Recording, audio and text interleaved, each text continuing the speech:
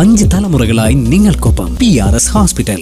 നമ്മൾ 2 വീഡിയോ ഇതിനു മുമ്പേ സുഭാഷിതത്തിൽ ചെയ്തു. ഞാനിത് പറയുന്നത് കണക്ട് ചെയ്ത് എല്ലാവരും നമ്മുടെ പ്രേക്ഷകർ കാണുന്നതിന് വേണ്ടിയിട്ടാണ്. ഇന്ന് രാവിലെ ആദ്യം നമ്മൾ ആര്യാടൻ ഷൗക്കത്തിൻ്റെ വിജയസാധ്യതകളെക്കുറിച്ച് പരിശോധിച്ചു. രണ്ടാമത്തെ വീഡിയോയിൽ അൻവറിൻ്റെ വിജയസാധ്യത പരിശോധിച്ചു. ഇപ്പോൾ മൂന്നാമത്തെ വീഡിയോയിൽ നമ്മൾ സ്വരാജിൻ്റെ വിജയസാധ്യതകളെക്കുറിച്ചാണ് പരിശോധിക്കുന്നത്. അതുകൊണ്ട് 3 വീഡിയോ കഴിയുമ്പോഴാണ് സമ്പൂർണ്ണമായൊരു ചിത്രം കിട്ടുന്നത്. പിന്നെ സ്വതന്ത്രമായ ഒരു അനാലിസിസ് അതിന് പിന്നാലെ 4ാമത്തെ വീഡിയോ ആയിട്ട് വരും.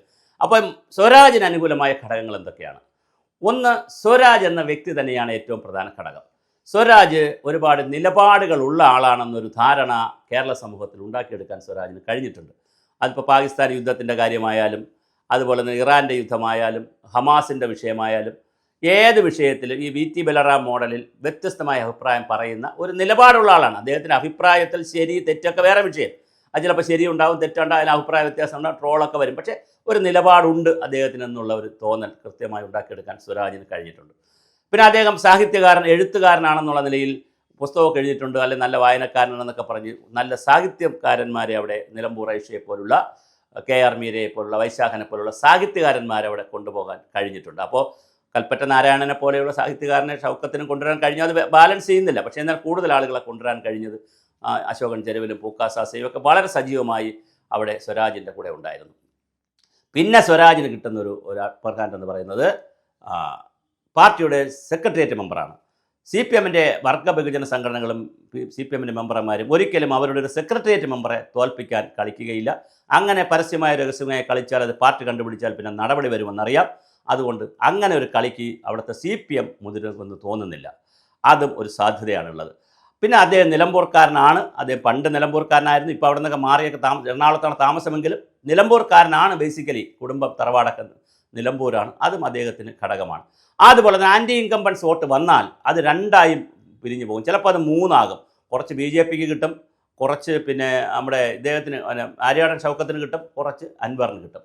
അങ്ങനെ വരുമ്പോൾ സ്വാഭാവികമായിട്ട് ആൻറ്റി ഇൻകംബൻസ് വോട്ട് കൺസോൾഡേറ്റ് ചെയ്യപ്പെടാതിരുന്നാൽ അതിൻ്റെ ഒരു പച്ചയിൽ മെച്ചത്തിൽ സ്വരാജ് കയറി വരാനുള്ള സാധ്യതയുണ്ട്. പക്ഷേ ഇതെല്ലാം നമ്മൾ പറയുമ്പോഴും, ഇത്തരം കാര്യങ്ങളൊക്കെ പറയുമ്പോൾ തന്നെ മറ്റൊരു പ്രധാനപ്പെട്ട കാര്യം, ഇന്നലെ തെരഞ്ഞെടുപ്പിൻ്റെ അവസാന ലാപ്പിൽ ചില നെഗറ്റീവ് ഇമ്പാക്റ്റുകൾ അവിടെ വന്നതായി കേൾക്കുന്നുണ്ട്. അങ്ങനെ നെഗറ്റീവ് ഇമ്പാക്റ്റുകൾ വന്നത് സ്വരാജിന് ബുദ്ധിമുട്ടുണ്ടാക്കുമെന്നാണ് കേൾക്കുന്നത്. അങ്ങനെ സ്വരാജിന് ബുദ്ധിമുട്ടുണ്ടാക്കിയില്ലെങ്കിൽ തീർച്ചയായിട്ടും സ്വരാജ് കയറി വരാൻ സാധ്യതയുണ്ട്.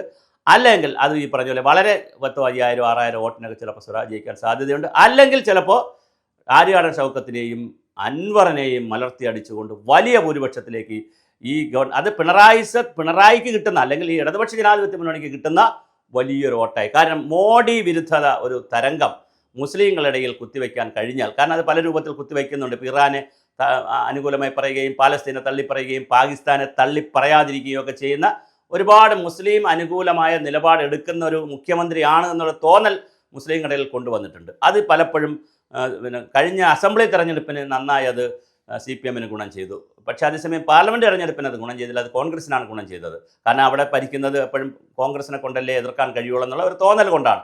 എന്തായാലും ഇവിടെ വളരെ ഗൗരവമായി ഇങ്ങനെ ഒരു കാര്യം നടന്നു എന്നുള്ളതാണ്. അതുകൊണ്ട് സ്വരാജിൻ്റെ സാധ്യതയും നമുക്ക് എഴുതിത്തള്ളാൻ കഴിയില്ല. സ്വരാജും വിജയത്തിൻ്റെ മാത്രമല്ല, സ്വരാജ് വളരെ കൃത്യമായി പറയുന്നു ജനങ്ങൾ കൂടെ ഉണ്ടാകുമെന്ന് പറയും. അപ്പോൾ സ്വരാജിൻ്റെ ഒരു ആത്മവിശ്വാസം, ഞാൻ ഈ പറഞ്ഞ ആൻറ്റി ഇൻകംബൻസ് വോട്ടുകൾ പല വഴിക്ക് പോകുന്നത്, അതുപോലെ തന്നെ ഷൗക്കത്ത് അലി ഒരു പ്രാവശ്യം തോറ്റ കാൻഡിഡേറ്റ് എന്നുള്ള ചില കാര്യങ്ങൾ, അതുപോലെ തന്നെ ഈ അൻവറിന് കിട്ടേണ്ട വോട്ടുകളെ സ്പ്ലിറ്റ് ചെയ്ത് അങ്ങോട്ടും ഇങ്ങോട്ടൊക്കെ പോകും. പിന്നെ കുറേ വോട്ടുകൾ, മലയോര കർഷകരുടെ കുറേ വോട്ടുകൾ, കോൺഗ്രസിൻ്റെ വോട്ടുകൾ ഭിന്നിച്ചു പോകും. അത് BJP കുറച്ച് പിടിക്കും. ഇങ്ങനെയുള്ള ഒരുപാട് ഘടകങ്ങൾ വെച്ച് വരുമ്പോൾ സ്വരാജ് കയറും എന്ന് തന്നെയാണ് സ്വരാജിൻ്റെ പക്ഷക്കാരും CPMൻ്റെയും വിലയിരുത്തൽ. അപ്പോൾ ഇത് ഓരോരുത്തരും അവരവരുടെ നിലവാരമനുസരിച്ചും വോട്ടിംഗ് പാറ്റേൺ അനുസരിച്ചുള്ള വിലയിരുത്തലുകൾ നടത്തിയിട്ടുണ്ട്. ഞാൻ ഇതിലൂടെ ഈ വീഡിയോകളിലൂടെ ചെയ്യുന്നത് ഒരു പ്രാഥമികമായ വിലയിരുത്തലാണ്. കാരണം ഇന്നലെ 74-നും 70-നും 72-നും 75% ഇടയ്ക്ക് വോട്ടെടുപ്പ് അവിടെ നടക്കുമെന്ന് പറഞ്ഞു. 74% കൂടുതൽ വോട്ടെടുപ്പ് നടന്നിട്ടുണ്ട്. അത് വളരെ കൃത്യമായി വന്നു.